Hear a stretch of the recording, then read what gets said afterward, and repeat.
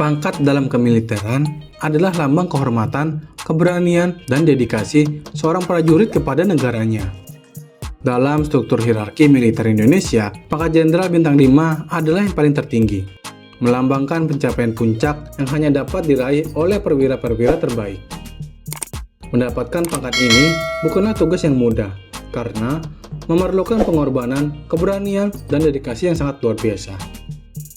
Sejarah mencatat bahwa hanya segelintir perwira yang berhasil mencapai posisi terhormat ini.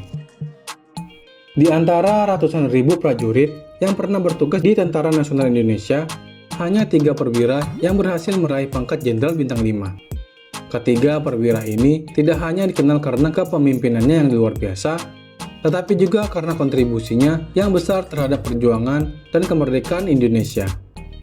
Mereka adalah sosok yang menjadi teladan bagi generasi penerus, menginspirasi melalui tindakan dan keputusan yang mereka ambil di masa-masa sulit. Perwira tinggi TNI dengan pangkat Jenderal Besar Bintang 5 di Indonesia.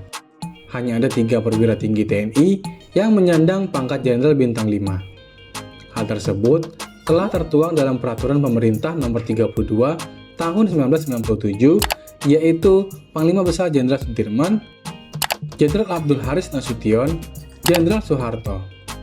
Mereka meraih pangkat Jenderal Bintang 5 karena telah memenuhi berbagai syarat yang disebutkan dalam Pasal 7 Ayat 2A Peraturan Pemerintah Nomor 32 Tahun 1997 yang berbunyi, perwira tinggi terbaik yang tidak pernah mengenal berhenti dalam perjuangannya mempertahankan dan mengisi kemerdekaan Republik Indonesia. Yang kedua, perwira tinggi terbaik yang pernah memimpin perang besar dan berhasil dalam pelaksanaan tugasnya. Perwira tinggi terbaik yang telah mencetak dasar-dasar perjuangan ABRI. Profil singkat 3 Jenderal Besar Bintang 5 di Indonesia. Mari kita bahas.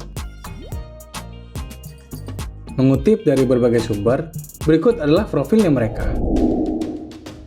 Pertama, Jenderal Sudirman.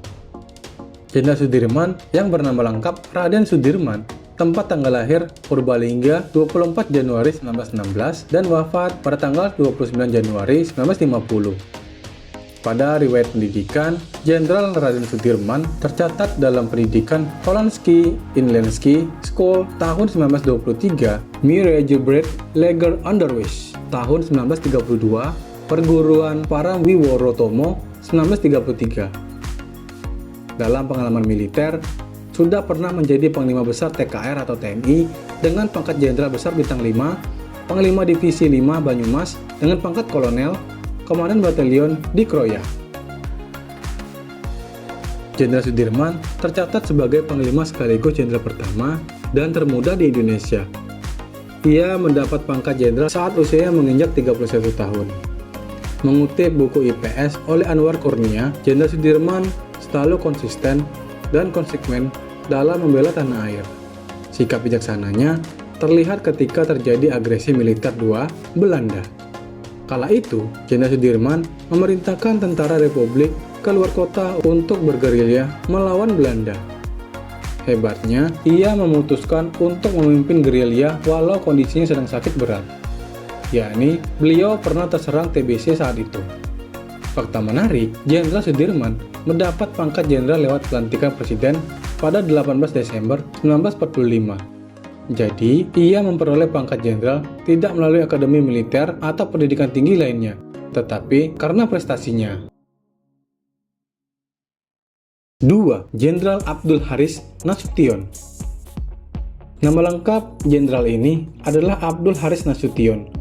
Tempat tanggal lahir Kota Nopan 3 Desember 1918 dan wafat pada tanggal 6 September tahun 2000.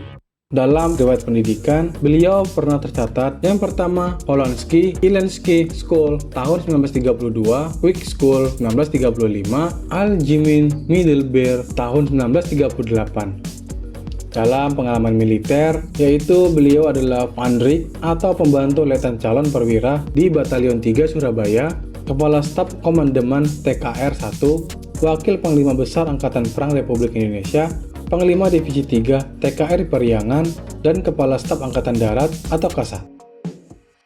Pengalaman militer Jenderal Abdul Haris Nasution tidak perlu diragukan lagi. berawal dari berkecimpung di bidang militer dengan mengikuti rangkaian pendidikan Korps Pendidikan Perwira Cadangan. Beberapa tahun kemudian, ia diangkat menjadi Kepala Staf Angkatan Darat atau Kasat Indonesia. Dilansir laman Pusat Sejarah TNI, selama berkiprah di militer, Jenderal Nasution memiliki sejumlah peran penting dalam perjalanan sejarah Indonesia. Ia merupakan sebagai peletak dasar perang gerilya melawan Belanda saat memimpin pasukan Siliwangi pada masa agresi militer 1 Belanda. Salah satu momen yang tak pernah dilupakan oleh Jenderal Nasution ketika peristiwa 30 September 1965 atau dikenal dengan G30 SPKI. Kala itu, Jenderal Nasution menjadi salah satu target pasukan Cakrabirawa. Namun, ia berhasil kabur dengan melompat dinding kedutaan besar Irak yang berada di samping rumahnya untuk bersembunyi. Tapi naas, salah satu anggota keluarga dari Jenderal Nasution menjadi korban tragedi tersebut. 3. Jenderal Soeharto. Tempat tanggal lahir Yogyakarta 8 Juni 1921 dan wafat pada tanggal 27 Januari 2008. Riwayat pendidikan yaitu SD di Tiwir, Yogyakarta, SMP dan Sekolah Agama Wonogiri dan Yogyakarta, masuk ke KNIL yang mengikuti pendidikan dasar militer di Gombang, masuk kepolisian Jepang di Buho dan SKAD Bandung 1959 sampai 1960.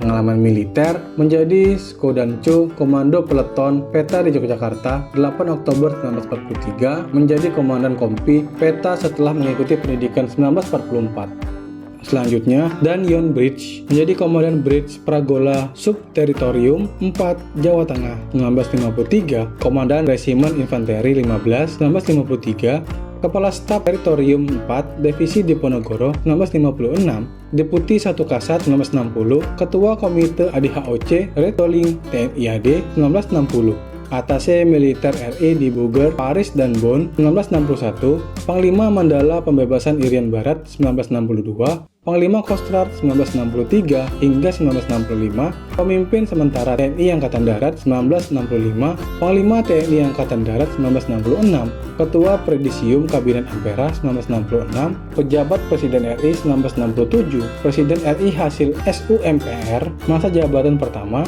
dan merangkap jabatan Menteri Pertahanan dan Keamanan 16 Juni 1968, terpilih kembali sebagai Presiden RI masa jabatan kedua, dan terpilih kembali sebagai Presiden RI dengan masa jabatan yang ketiga, lalu terpilih kembali sebagai Presiden RI oleh SUMPR masa jabatan keempat, lalu terpilih kembali sebagai Presiden RI pada 10 Maret 1988 masa jabatan kelima, dan Ketua Gerakan KTT Non-Blok GNB 1992 hingga 1995, dan terpilih kembali sebagai Presiden RI oleh SUMPR pada 19 Maret 1993 masa jabatan ke-6, Ketua Asia Pacific Economic Corporation di Bogor, dan terpilih kembali sebagai Presiden RI untuk masa bakti 1998 hingga 2003 masa jabatan ke-7, namun mengundurkan diri pada 21 Mei 1998. Mengutip laman Perpustakaan Nasional, Soeharto menjadi presiden dengan masa pemerintahan terlama di Indonesia, yakni selama 32 tahun dengan 6 kali pemilu.